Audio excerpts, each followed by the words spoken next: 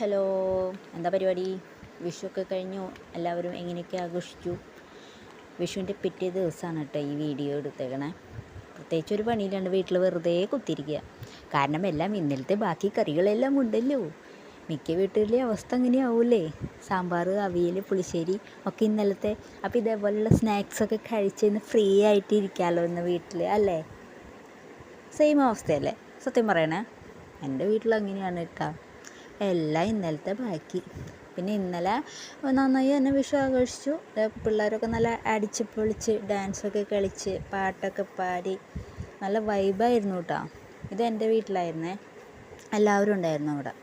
പിന്നെ ഒരു മുട്ടൻ പണി കിട്ടിയതോ.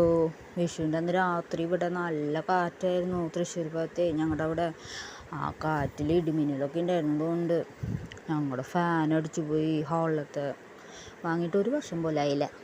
മൂഞ്ചിപ്പോയി.